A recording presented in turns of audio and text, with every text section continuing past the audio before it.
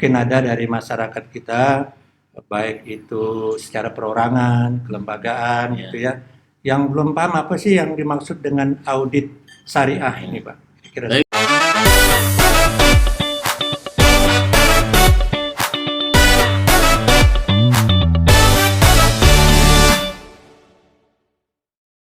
Bismillahirrahmanirrahim. Assalamualaikum warahmatullahi wabarakatuh. Waalaikumsalam. Alhamdulillahirabbil alamin wassalatu wassalamu ala asrofil anbiya wal mursalin wa ala alihi washabihi ajmain. Amma ba'du.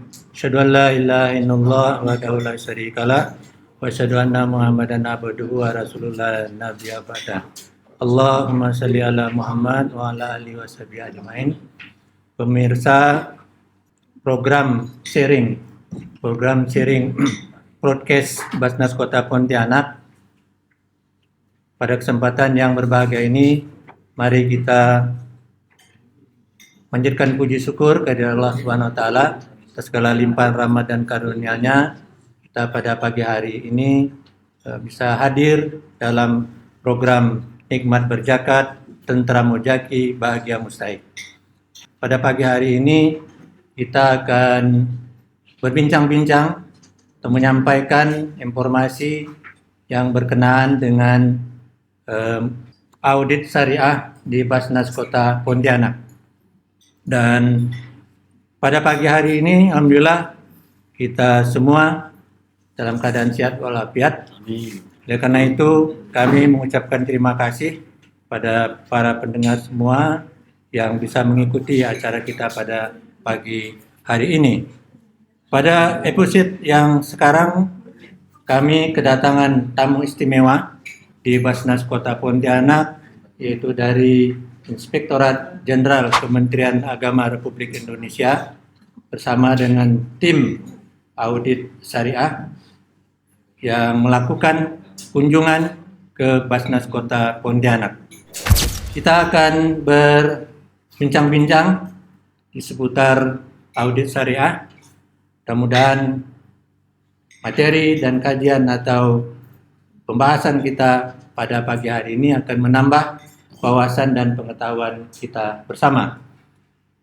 Kita akan berbincang bersama Bapak Rubianto Triwibowo. Ya.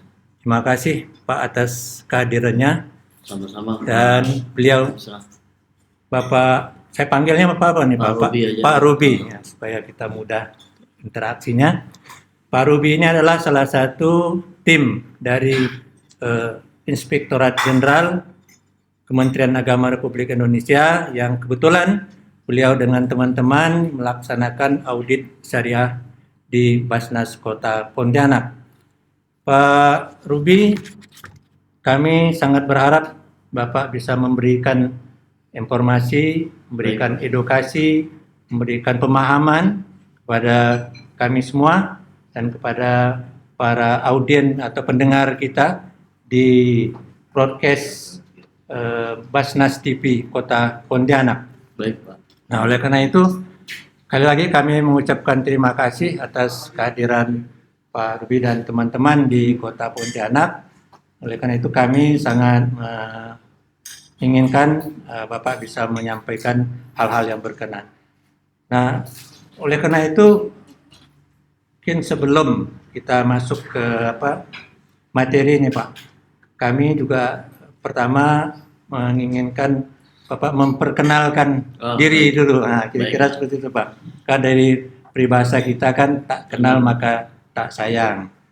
Kira demikian. Nah, kami persilakan Pak Ruby mungkin bisa memperkenalkan diri secara sepintas. Baik, terima kasih Pak Musa. Assalamualaikum warahmatullahi wabarakatuh.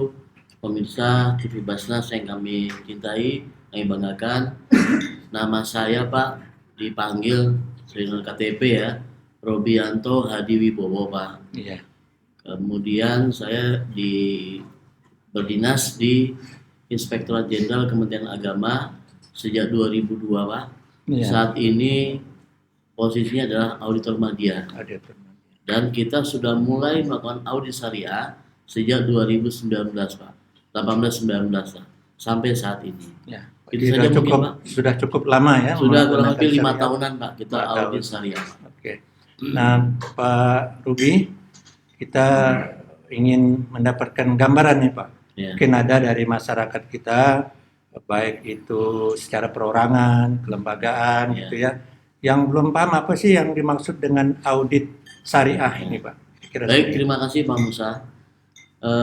Amanah Undang-Undang tahun nomor 23 tahun 2011 bahwa audit syariah itu adalah bagaimana pengolahan zakat, ya, bagaimana zakat, infak dan sedekah dikelola dengan baik dan benar, sehingga amanah undang-undang kepada Menteri Agama kita di pasal 23 bahwa Menteri Agama bisa melaksanakan pembinaan atau pengawasan kepada lembaga-lembaga Badan Zakat Nasional, Basnas Pusat, Basnas Provinsi, Basnas Kabupaten Kota maupun LAS yang ada di Indonesia, sehingga mengirim timnya itu auditor-auditor yang ada di Inspektorat Jenderal untuk melakukan pengawasan, pembinaan kepada lembaga-lembaga seperti yang tadi bahasa tadi sampai dengan LAS. Sehingga bagaimana pengelolaan keuangan dari umat, dari masyarakat untuk kembali ke umat kembali dan sesuai dengan 8 asnaf tersebut. Ya, artinya Bagaimana sampai kepada masyarakat tersalurkan dengan baik. Artinya audit yang dilaksanakan oleh Inspektorat Jenderal Kementerian Agama ini tidak hanya dilaksanakan di Basnas saja, Ya, berarti juga di bisa LAS, di LAS, bisa juga di ke lembaga-lembaga vertikal, Baik Pak, benar Pak. atau juga mungkin nanti sampai ke UPJ, Ya, ke masjid gitu ya, sudah kira-kira Pak. pernah dilakukan Pak di Sudah UPJ pernah, Pak, alhamdulillah. untuk mengetahui kepatuhan syariahnya. Ya. Bagaimana pengolahan daripada pimpinan-pimpinan di lembaga tersebut mengelola, ya, menerima, kemudian menyalurkan dengan baik dan benar sampai kepada umat yang berhak menerimanya, para mustahik. Ya, jadi para pemirsa sekalian, ini yang kita mendapatkan gambaran secara lengkap bahwa tujuan dari dilaksanakan audit syariah ini agar lembaga atau kelompok atau badan atau apapun namanya Betul Pak. yang mendapat kepercayaan dari masyarakat untuk mengelola dana umat Baik. itu bisa dilaksanakan dan dikerjakan sesuai dengan syari. Kira-kira seperti itu Iya, Pak ya gambarannya. Betul, Pak. Kemudian yang melakukan ini Pak, mungkin perlu juga kami tahu kapasitas, kemudian kewenangan dan Ya. tanggung jawab dari Ya. tim-tim yang berhak melakukan audit itu Pak. Kira-kira gambarannya seperti apa Pak Rudi? Ya, memang kalau kapasitasnya kami kembali kepada regulasi Pak. Iya. Di situ ada Undang-Undang 23 2011, kemudian juga ada PP 14 2014, Iya. dan juga ada KMA-nya 606, ya, bahwa audit syariah itu bagaimana pengolahan dari Basnas, Basda di kabupaten kota, kemudian LAS, sehingga pengolahan dana tersebut sesuai dengan peruntukannya kepada masyarakat. Jadi kami, auditor Inspektorat Jenderal Kementerian Agama, selain melakukan audit secara formal kepada lembaga yang ada di Kemenak, dari mulai MIN, MTSN, MAN, Kemenak Kabupaten Kota sampai dengan kepada perguruan tinggi dan pusat, kita juga melakukan audit syariah. Namun kalau keuangan itu ada di KAP, kantor akuntan publik. Nah, kita hanya melakukan audit syariah saja. Ya, berarti audit ini tidak hanya audit syariahnya ya, Ya, tapi juga ada audit akuntan publiknya. Ya. Cuman yang dilaksanakan oleh Inspektorat Jenderal Kementerian Agama pada syariahnya. Syariah saja. Sementara untuk akuntan publiknya Ya. dilaksanakan oleh lembaga akuntan independen. Ya. Jadi para pemirsa sekalian, ini kita dapat gambaran, dapat bayangan bahwa pelaksanaan audit ini tidak hanya syariah, Ya, tapi juga dilaksanakan melalui akuntan publik nah yang itu sangat perlu secara Pak untuk independen. menilai laporan keuangannya Ya, dari KAP tersebut. betul. Jadi alhamdulillah mudah-mudahan kita. Nah, kemudian yang diaudit ini kira-kira apa-apa saja Pak yang dilaksanakan dalam Kalau mengaudit kami dari kelembagaan ini? audit syariah itu ada 3 hal Pak. Bagaimana manajerial pimpinan, Manajerial, manajemennya, ya. dari pimpinan daripada pimpinan Basnas, baik itu ketua, wakil-wakil ketua, komisioner. Ya, Kemudian yang kedua, bagaimana pengumpulannya, pengumpulan zakatnya. Pengumpulannya. Yang ketiga, bagaimana penyalurannya, Penyaluran. distribusinya, apakah sudah sesuai dengan ke-8 asam tersebut? Iya. Kan ada ketentuannya, Pak. Ya. Untuk ZIS sekian batasnya 12,5%, Iya. kemudian untuk zakat wakaf maksimal 2%, Iya. ya kan? Untuk amil 12,5%. 5%. Itu tidak boleh melebihi kecuali memang ada batas kewajaran, gitu. Ya, artinya yang diaudit tadi ada unsur manajemennya, Ada unsur manajemen, itu banyak urutan turunan ke bawahnya, banyak, ya. berkenaan dengan aset, berkenaan Ya. dengan tata kelola, Betul. berkenaan dengan personal atau Betul. ketenagaan gitu ya di manajemennya.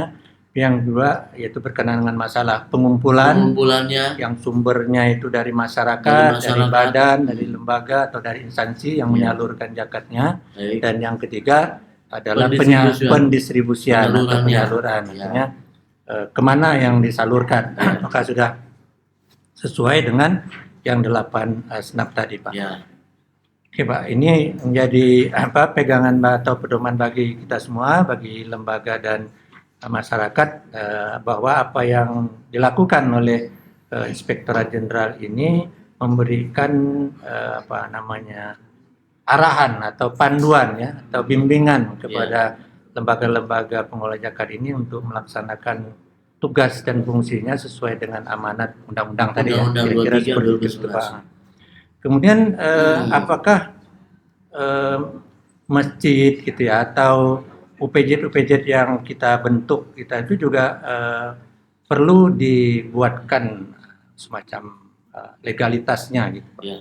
Baik, masjid-masjid yang sebagai pelaku UPZ itu harus memiliki namanya SK, Pak, suatu Ya. keputusan sebagai legalitas. Pegangan. Bagaimana amil-amil yang ada di UPZ masjid itu Ya. harus memiliki legalitas. Jadi harus diberikan suatu keputusan daripada badan atau mungkin DKM masjid tersebut. Nah, Yang kami- memberikan SK ini siapa nih, Pak? ya bisa mungkin dari Basnas. ya, atau yang ada di kabupaten kota, dan juga Pak, amil-amil ini yang di Basnas itu seyogianya sudah harus memiliki sertifikat, Pak. Jadi ke depan amil-amil yang ada di Basnas, kota maupun provinsi sudah juga diikutkan memiliki sertifikasi amil gitu. Dan jadi sekali lagi bahwa UPZ itu harus ada SK Iya. yang sebagai bahan untuk legalitas sebagai dia untuk Ya, UPZ. karena kan UPZ ini juga merupakan perpanjangan tangan ya. Betul, Perpanjangan daripada tangan Basnas. dari Basnas sendiri di Harus lapangan. Pak memiliki Jadi mereka juga harus SK, mempunyai SK, surat keputusan juga harus mungkin sebagai ada legalitas. ya legalitasnya. Tapi juga sebagai pengelola juga mereka mungkin perlu sertifikasi Ya, keahlian, betul. kan? Bisa. Seperti itu, Pak ya. Gitu. Banyak raksasa yang kecil-kecil Pak sudah go internasional. Iya, go internasional. Contoh mungkin di Pontianak ini ada yang Munzalan tuh ya, Munzalan, contoh ya. Lasria Muda Ya, Nasional. ya. Ya, Pak. Selanjutnya, Pak, kira-kira yang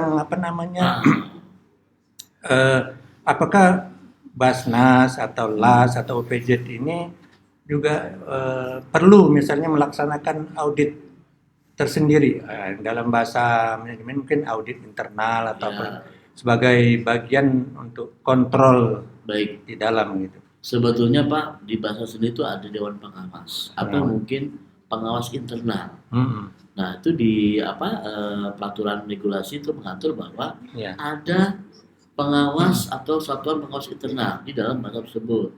Bagi Basnas yang belum Ya. dibentuklah mungkin nanti karena Basnas dibawa oleh pimpinan sebagai wali kota ya, Ya. dilaporkan kepada Pak Sekda atau wali kota untuk dibentuk dewan pengawas. Ya. Nah di kami juga di inspektorat di lingkungan Kemenang juga ada seperti itu Pak, dewan pengawas. Pengawas Perguruan tinggi ya. ada satuan pengawas internalnya. Jadi fungsi Dewan Pengawas ini untuk memberikan pedoman atau mengawasi fatwa juga, gitu ya, iya. termasuk Bagaimana mengawasi. langkah-langkah daripada para komisioner ini tidak melenceng dari aturan-aturan Ya, regulasi regulasi maupun yang ada. aturan undang-undang betul. maupun aturan-aturan syar'i yang Betul. dipersyaratkan tadi. Nah, Pak Ruby, ini kan kita melihat ini di lapangan ini kan berbagai macam latar belakang masyarakat kita. Ya. Ada yang mereka melaksanakan sendiri, Ya. ada yang mereka menyalurkan, ada yang mereka lewat perorangan atau. Nah, untuk menyamakan persepsi ini masyarakat dalam menyalurkan zakat ini agar Basnas selaku lembaga negara Ya. yang dibentuk oleh pemerintah melalui undang-undang punya kewenangan penuh gitu Pak. Kira-kira apa yang harus dikomunikasikan? Ya, kami dari auditor ya Pak ya, Ya. mungkin Basnas atau mungkin LAS yang sudah memiliki AMIL sendiri, sertifikasi, bisa menghimbau atau mungkin melalui media-media, baik itu online, baik itu sekarang udah banyak media online Pak ya, Ya, baik itu di Instagram, baik itu mungkin di WhatsApp, di Facebook, menghimbau kepada masyarakat atau muzaki yang ingin mewakafkan atau memberikan zakat kepada masyarakat bisa dengan berbagai cara Pak. Jadi sebetulnya memang zakat ini adalah membersihkan harta kita Pak, supaya memang dan penghasilan kita yang sudah nasabnya memenuhi untuk memberikan zakatnya. Mungkin bisa melalui media massa, media sosial dan lain sebagainya. Artinya banyak yang harus kita kita persiapkan gitu ya dalam kondisi sekarang, dan dengan media yang sudah sistem cepat terbuka online, zaman IT ini, jadi itu harus semua lini harus dimanfaatkan ya, harus kita ada TikTok, gunakan. Ada Instagram, macam-macam. Ya. Oleh karena itu berarti personal ini Pak Ruby, personal artinya orang yang sebagai amil itu memang harus menguasai dan paham betul ya dengan berbagai macam terutama aturan-aturan. Memang harus minimal sarjana akuntansi boleh, kemudian memang juga menguasai IT, dan siap sukarela Pak. Sebenarnya memang ini kan adalah umat, jadi kita yang utama adalah lillahi ta'ala. Banyak beramal dengan ilmu, amal dengan tenaga, amal dengan pikiran. Materi nomor sekian, karena adalah lillahi ta'ala dan tabungan akhirat. Demikian mungkin Pak.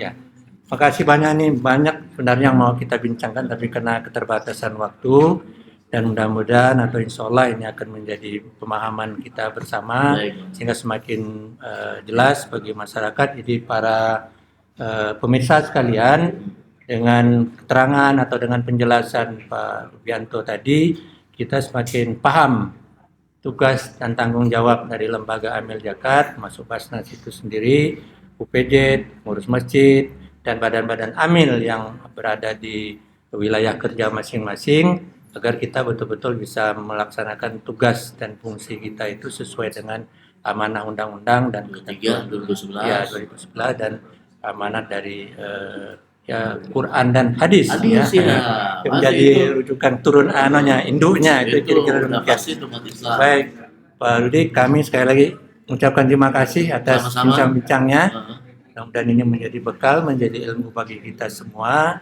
Dan apa yang kita sampaikan ini barangkali kalau saya bisa tutup pertemuan kita, tidak terlepas barangkali dari amanat perintah Quran gitu ya.